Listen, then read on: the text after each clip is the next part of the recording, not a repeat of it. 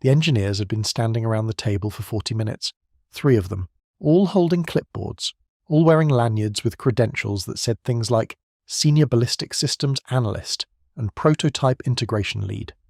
And not one of them could figure out why the rifle on the table wouldn't shoot straight.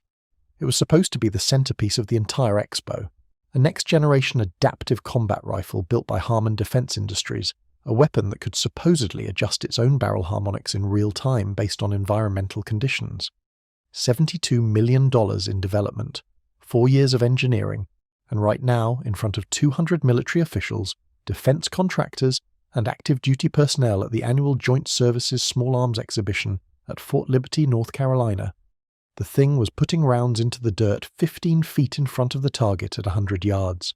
A colonel standing behind the firing line had his arms crossed and a look on his face that could curdle milk. Nobody wanted to touch the rifle.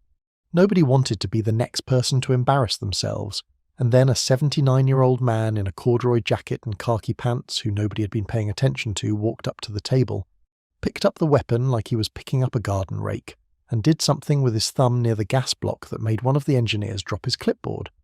If this story moves you, comment precision right now, because what happened next changed the way every person at that expo understood the difference between technology and the man behind it. His name was Arthur Jessup. Most people who knew him in the small town of Laurinburg, North Carolina, about an hour south of Fort Liberty, knew him as the guy who ran the little hardware store on Main Street. Jessup's true value. Been there since 1987. Arthur opened it after he retired from the military, and he ran it the way he ran everything in his life. Quietly, competently, and without a single wasted motion. He sold nails and lumber and garden hoses, and gave advice on how to fix a leaking faucet to anyone who asked. He wore reading glasses on a chain around his neck. He drove a Chevy Silverado that was older than most of his customers. He went to church on Sundays, fed a stray cat he called Lieutenant, and closed the store at 5 o'clock sharp every day because he believed a man needed his evenings free to sit on his porch and watch the light change. Nobody in Laurinburg knew much about Arthur's military service. He'd mentioned the army once or twice in passing. Someone at the barbershop had heard he'd been stationed overseas, maybe Germany, maybe somewhere else. The details were always vague. Arthur didn't wear a veteran's cap, didn't have a bumper sticker, didn't march in the Memorial Day parade, though he always stood on the sidewalk and watched it go by with his hand over his heart and his eyes fixed on the flag. He was the kind of man who had folded his service into the quiet architecture of his daily life, and saw no reason to unfold it for anyone. The expo at Fort Liberty was something Arthur hadn't planned on attending. His nephew, Danny, was a staff sergeant stationed at the base, and Danny had been trying for months to get Arthur to come see the place. "Uncle Art, they've got all this new gear, new weapon systems, drones, stuff you wouldn't believe. Come on, it'll be fun." Arthur had resisted. He didn't care much for expos or demonstrations or anything that involved standing around in crowds. But Danny was persistent, and Arthur loved the kid. So on a bright Saturday morning in October, he put on his corduroy jacket and drove up to Fort Liberty with his nephew. The expo was massive. Rows of tents and display areas and firing ranges spread across a wide section of the installation. Defense contractors had set up elaborate booths with digital displays and promotional videos. Soldiers in uniform moved between exhibits.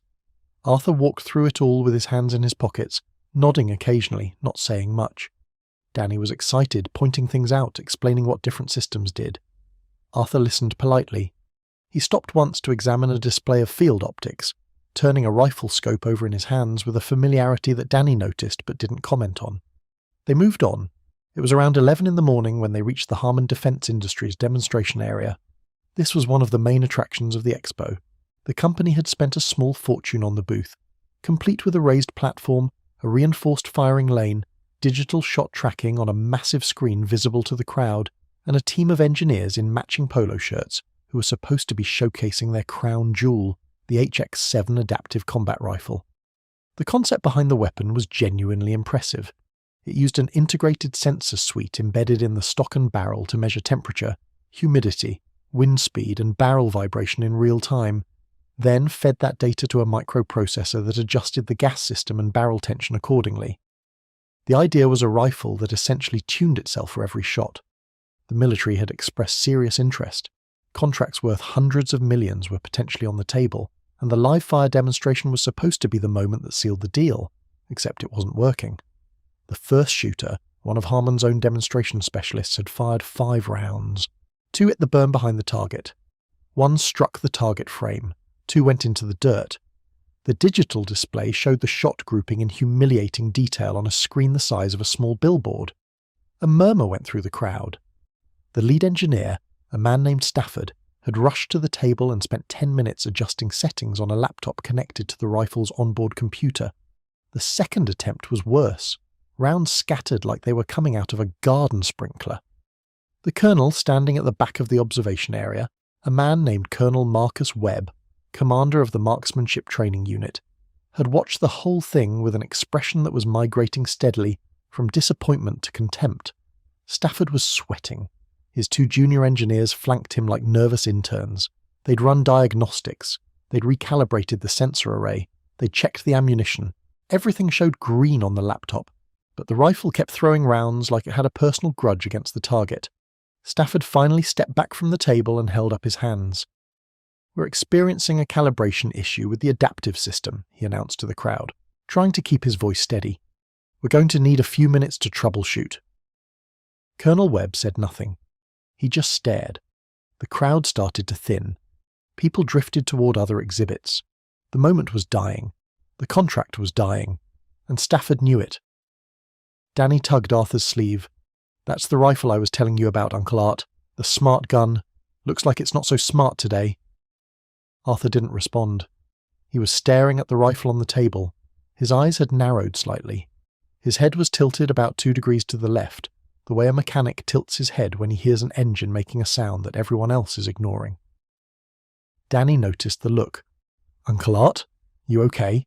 Arthur was quiet for another moment. Then he said, "The gas system's fighting itself." Danny blinked. "What?" "The adaptive regulator. It's overcorrecting.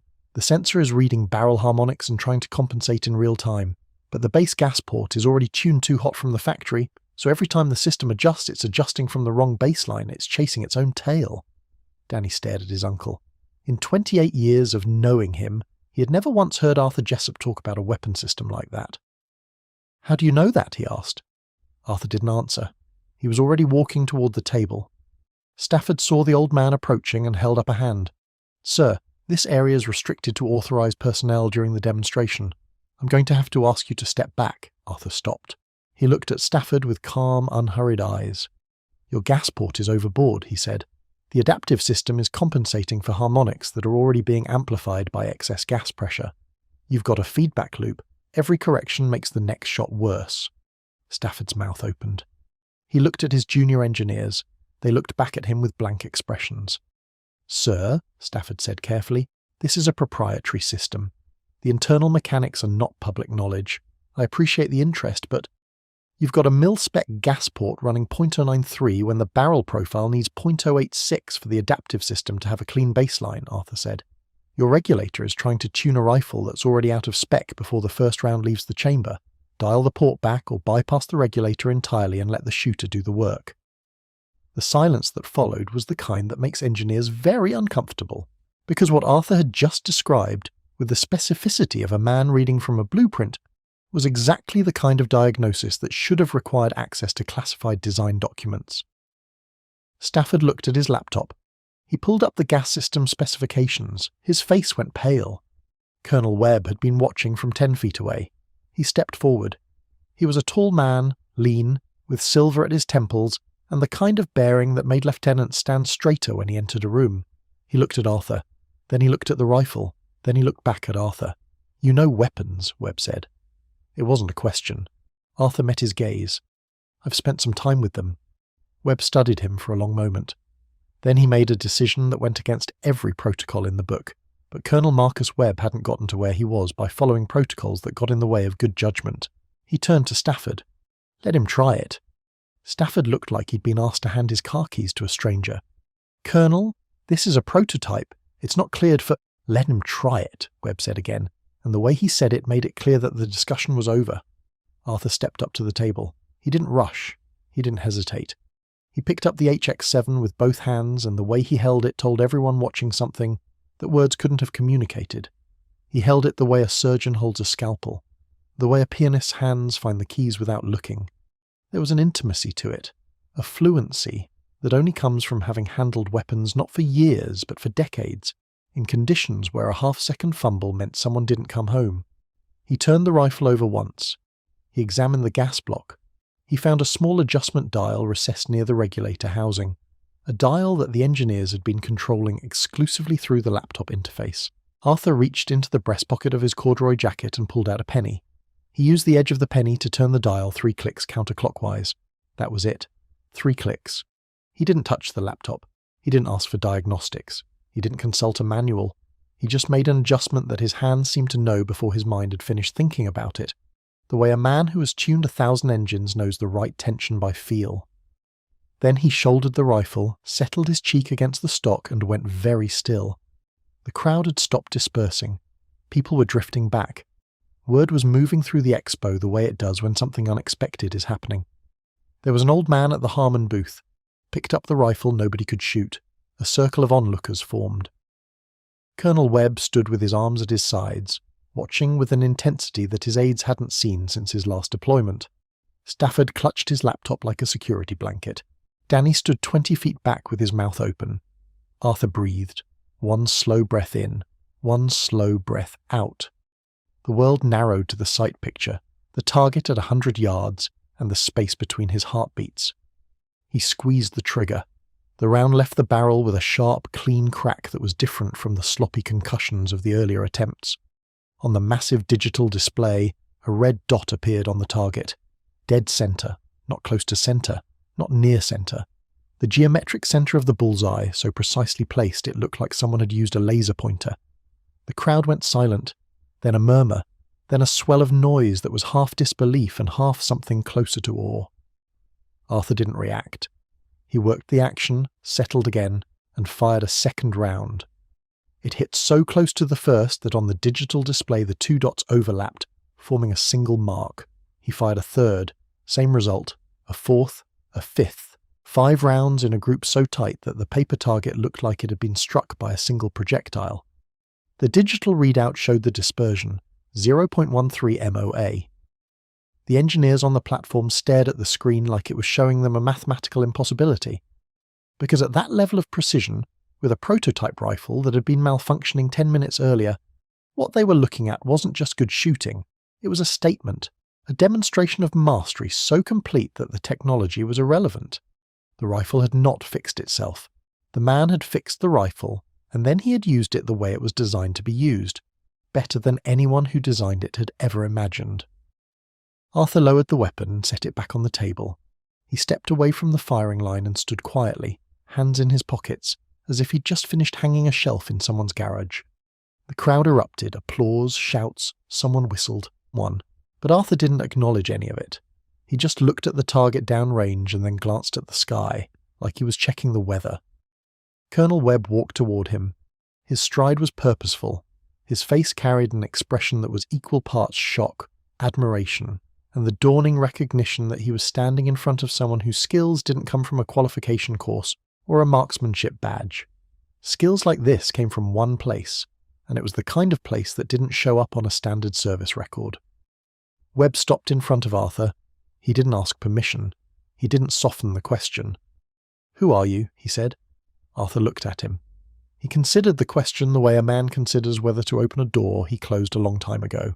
Then he said, "Arthur Jessup. Retired." "Retired from what?" Arthur paused. 5th Special Forces Group.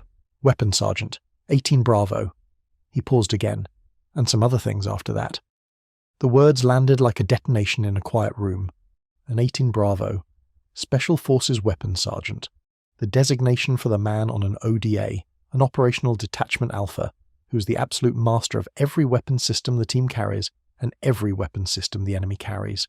The man who can pick up a Kalashnikov, a PKM, a DSHK, a Barrett, a grenade launcher from any country on Earth and make it sing. The man who teaches indigenous forces how to fight with whatever they have. The man who can diagnose a malfunction by sound and fix it with a rock and a piece of wire if he has to. An 18 Bravo doesn't just know weapons. An 18 Bravo is the human embodiment of what a weapon was designed to do. And some other things after that was the kind of phrase that, in special forces circles, meant classified work that you would never hear about unless you had a need to know, and a clearance level that most generals didn't carry. Colonel Webb stood very still. He was doing the math in his head. 79 years old, 5th group, retired.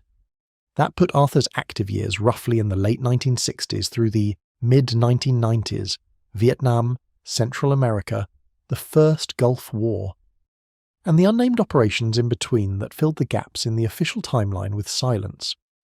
Webb had spent enough time in the special operations community to understand what that silence contained. Stafford, the lead engineer, had walked over during this exchange. His face had gone through several stages, from indignation to confusion to something that looked a lot like embarrassment. He was holding his laptop at his side now, not in front of him. "Sir," he said to Arthur, "the adjustment you made, the gas port dial, that's a manual override we built in as a failsafe, but it's not in the standard operating procedures. We've been running everything through the software. How did you know it was there?" Arthur glanced at him. "Because I've been taking weapons apart since before your mother was born, son. When you build a gas system, you leave a manual override because electronics fail. I figured if your engineers were smart enough to build this rifle, they were smart enough to build a back door. Took me about 10 seconds to find it." He said it without arrogance, without condescension.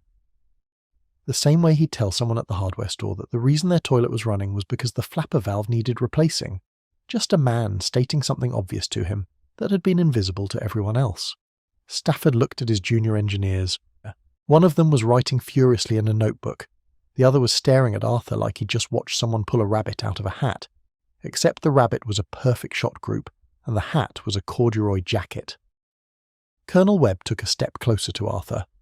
The crowd had quieted. People could sense that something significant was happening, something beyond a good piece of shooting. Webb spoke in a voice that carried the weight of recognition. "Mr. Jessup, what you just did in the last 5 minutes diagnosed a problem that 3 engineers with $72 million in development couldn't solve, and then demonstrated a level of marksmanship that I have not personally witnessed in 31 years of military service." He paused. "I'd like to know more about your record if you're willing to share it." Arthur looked at Webb for a long time. Then he said, "Colonel, most of my record is in a file that you'd need a letter from someone well above your pay grade to open, and I mean no disrespect by that." Webb nodded. He didn't take offence. He understood exactly what Arthur was telling him. "But I'll tell you this much," Arthur continued. "I served because I was good at something that needed doing, and when it didn't need doing any more, I stopped. I run a hardware store now. I sell nails and kiosk and 2x4s, and I'm good at that too. A man doesn't stop being precise just because he changes what he's aiming at." The crowd was silent. Danny, standing at the back, felt something burning behind his eyes that he would not have been able to explain to anyone who hadn't just watched their quiet, unassuming uncle reveal himself to be something out of a different world entirely. He thought about all the times Arthur had helped him with his homework at the kitchen table, patient and methodical. He thought about the way Arthur organised the shelves at the hardware store with an almost obsessive attention to detail, every box aligned, every label facing forward. He thought about the time a pipe burst in Arthur's attic, and the old man had it fixed in 20 minutes with tools he had on hand, calm and efficient while water was pouring through the ceiling. He realised now that everything Arthur did, everything, carried the same quality, the same economy of motion, the same absolute refusal to waste a movement or a word. It wasn't the habit of a careful man. It was the habit of a man who had spent decades in environments where imprecision killed people. Colonel Webb made a phone call that afternoon. He didn't tell Arthur, but within a week a quiet request moved through channels at Fort Liberty for Arthur Jessup to be invited as a consulting advisor to the Marksmanship Training Unit.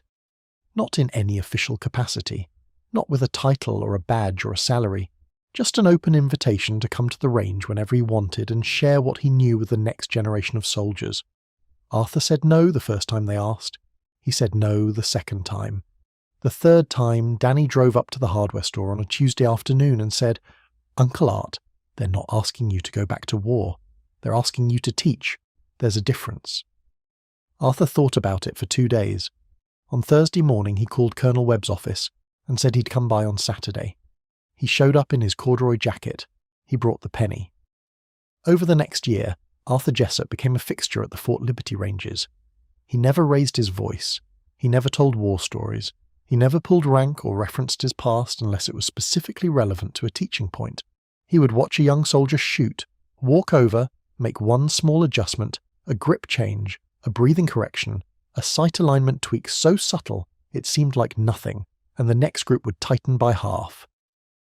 The soldiers started calling him One Click, because that was usually all it took.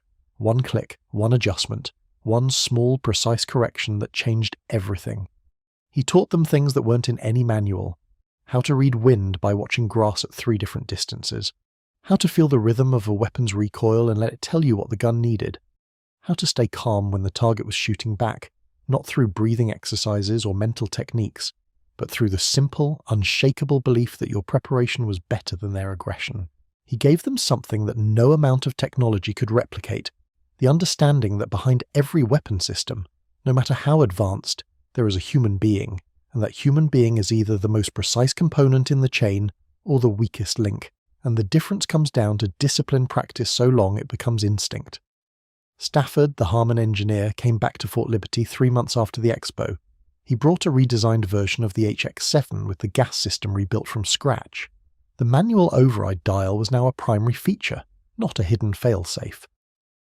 The software had been recalibrated to use a narrower correction range, exactly as Arthur's diagnosis had implied it should. The new version shot beautifully. Harmon Defense won a preliminary development contract worth $140 million.